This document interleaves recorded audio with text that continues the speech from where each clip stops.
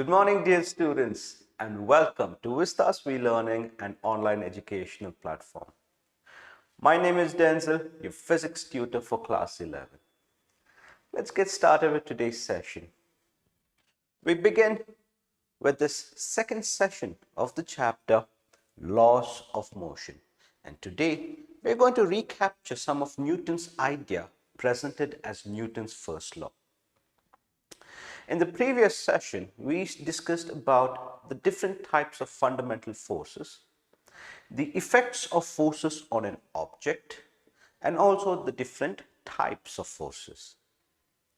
But now, we will look at this forces by set of three laws described by Newton's three laws.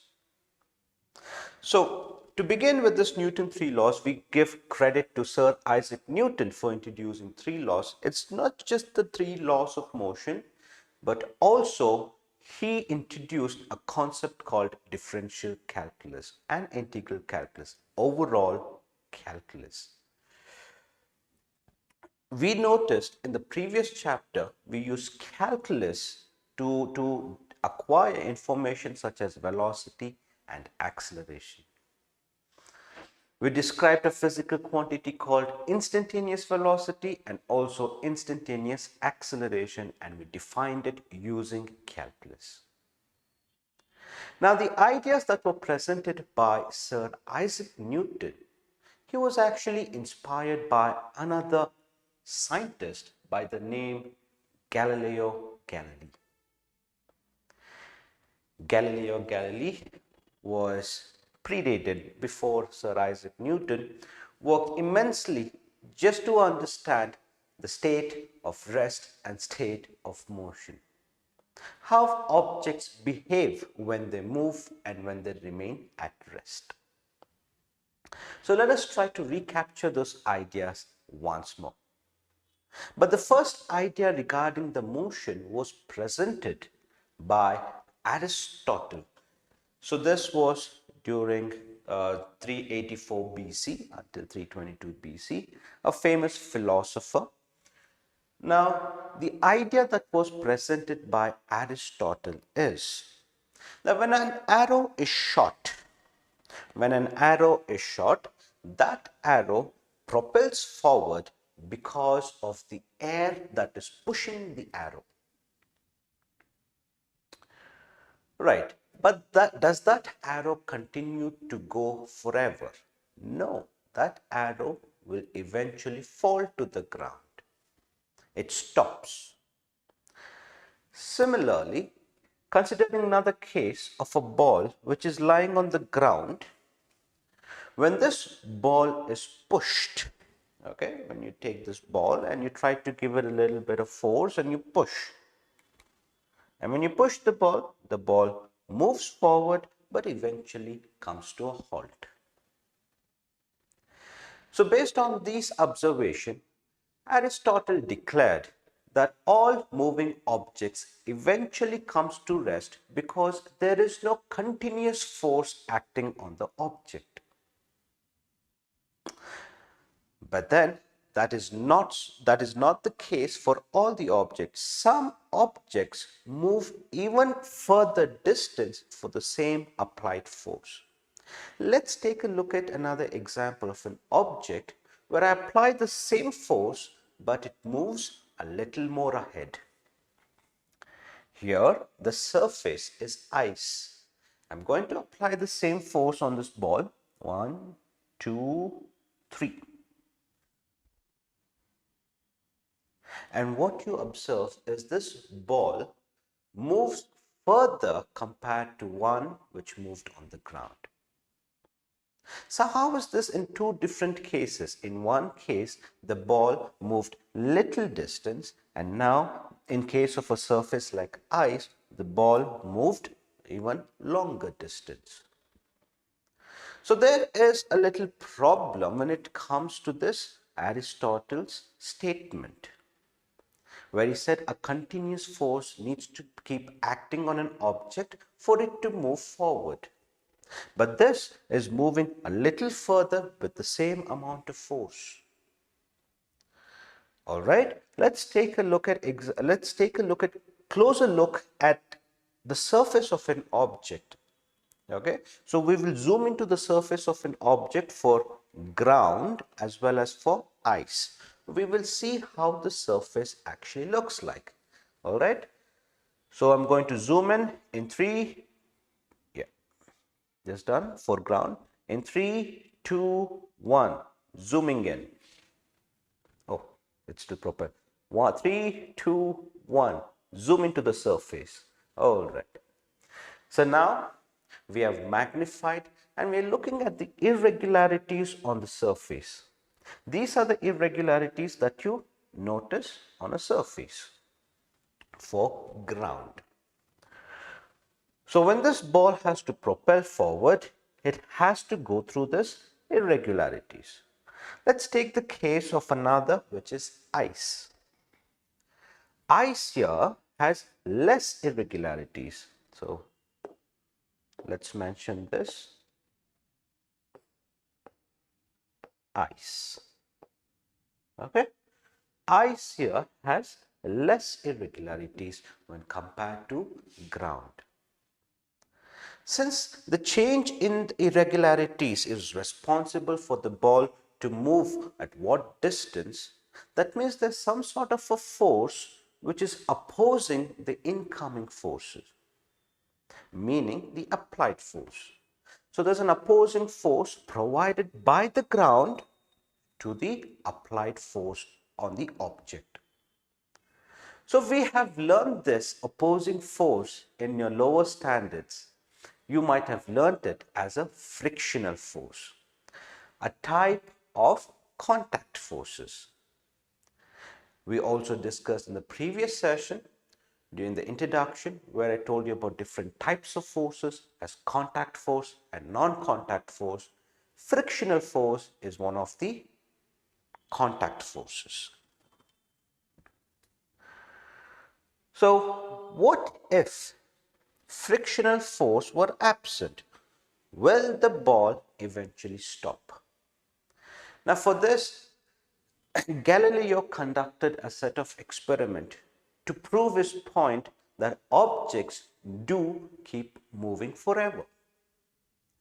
So this problem where Aristotle's statement says that a continuous force has to be applied on an object is what we call it as Aristotle's fallacy.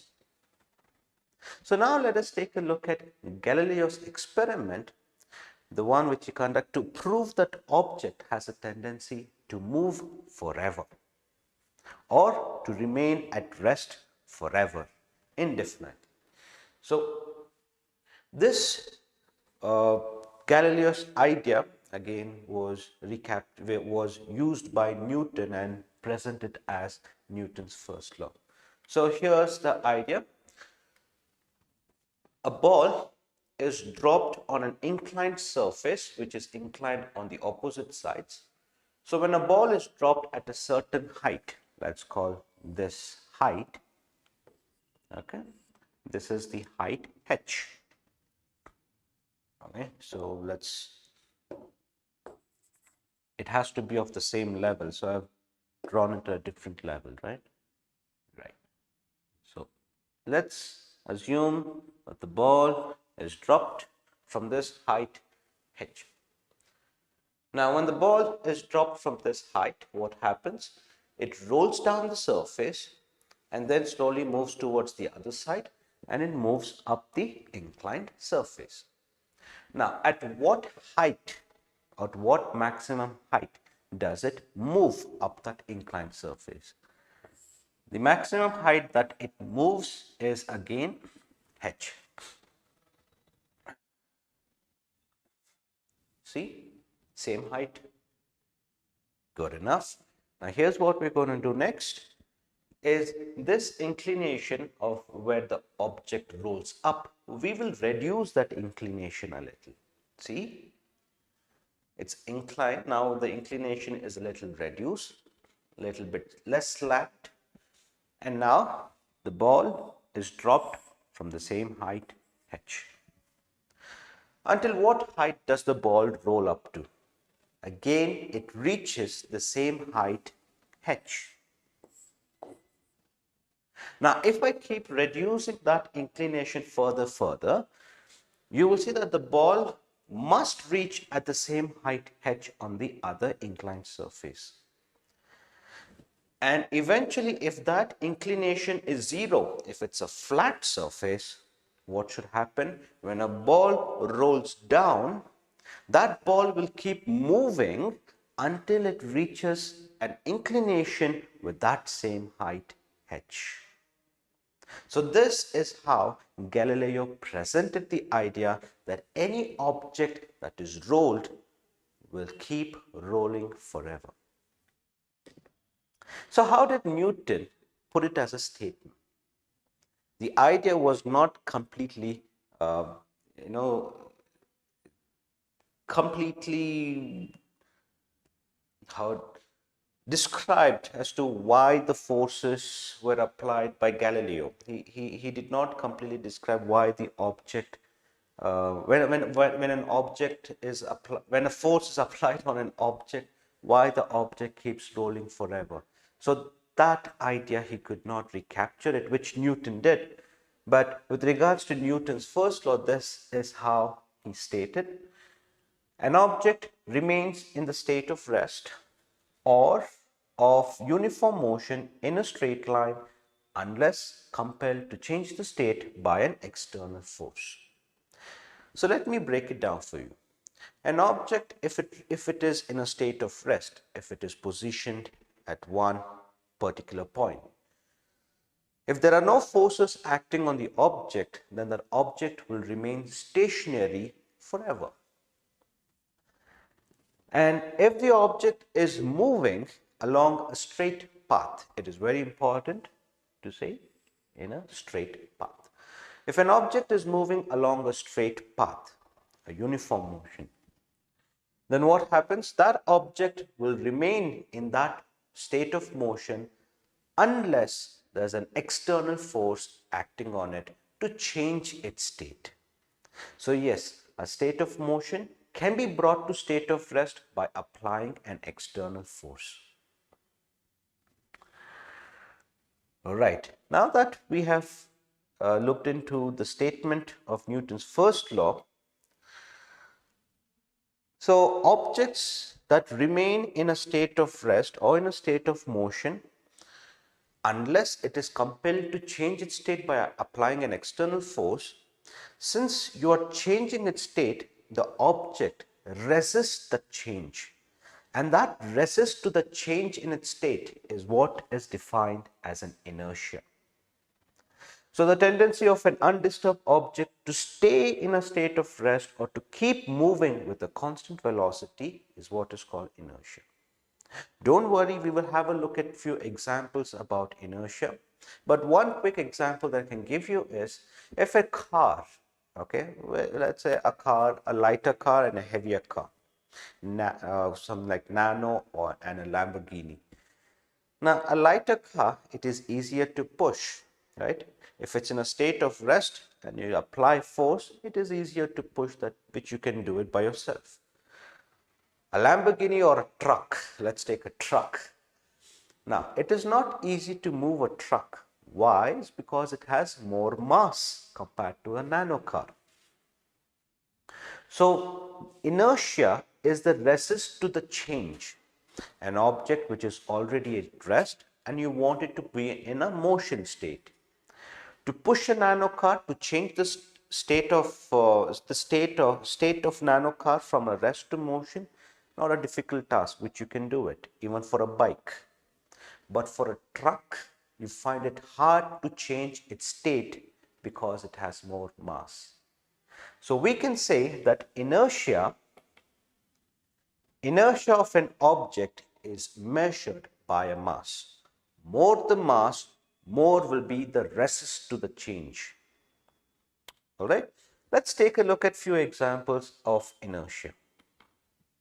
Here's an example of traveling in a bus which is actually stationary. The first picture here shows you the bus which is actually stationary, meaning it could be in a bus station where it is waiting for the passengers to board. But once the bus moves, what happens is your feet on the ground, which is in contact with the bus, starts moving, whereas your upper body is still in a state of rest. And what happens eventually is that you are pushed forward is because the change in state that occurs. So it's not an invisible force that comes and pushes you. Okay, it seems like there's an invisible force that comes and pushes you, but this is because of an inertia, an ability of an object. The upper part of a body wants to stay at rest, but the lower part of the body is already in motion. But eventually what happens, since your two bodies are connected, your upper half and lower half are connected, right? So in that way, you get pushed forward so that you change the state into motion. Here's another example. Oh, dusting the carpet. Did you know that while dusting the carpet, the reason why you hit the carpet is because the dust particles which are lying on the carpet, when they hit, what happens is that due to the sudden motion of the carpet, you're applying a force on the carpet.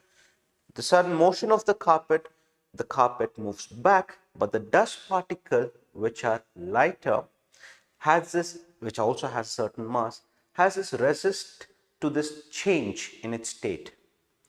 You're hitting the carpet moves, but the dust particle resists to the change in the state, and eventually what happens was those dust particles will fall or gets carried away by the wind. See, physics, even when it comes to dusting carpets. Here's a quick challenge for you. Maybe you can try this at home, even right now.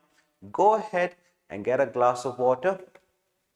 So here I've presented, this is a small activity. Okay, here you have a glass, you place a paper above, and on the paper you place some coins like this. Now what you need to do is move the coins inside the jar. Now how would you put the coin inside the jar without lifting the coins and removing the paper? Okay, here's a quick solution how you could do it. Apply a sudden force, okay, apply a good amount of force on this piece of paper, and when you apply the force, what happens is the object, like the piece of paper, is set into motion, whereas the coins have this tendency to stay at rest. It resists to the change, which is by inertia, and eventually what happens are those coins that fall into the jar. Go ahead, try it by yourselves, and you'll see that this is also an example of an inertia. All right, good. So moving on, few more examples. I think there are few more examples of inertia when it comes to car accidents. All right, when it comes to car accidents, you see this car which is actually in a state of motion. When it slams the wall, immediately the car is brought to rest. Now the passenger inside, thankfully, is just a dummy passenger. All right, so you could also say that no dummies were harmed in the car accident. So here what you observe is that the dummy which is sitting inside the car, once the car slams, the dummy moves forward, which means once an object is in a state of motion, it continues to be in a state of motion. So this dummy also wants to be in a state of motion unless there's an external force acting on it. And the external force here is getting slammed by the windshield. Now that would be a terrible accident. Now how to avoid such accidents? There's one way of avoiding that is to fasten with seat belts. Safety first.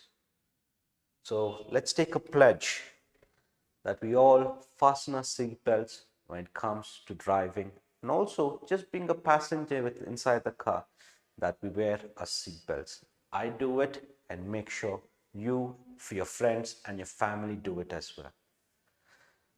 So that is all I have for today about Newton's first law. In the next session, we will be discussing Newton's second law of motion and also the third law of motion. So this would be the second part of Newton's laws of motion.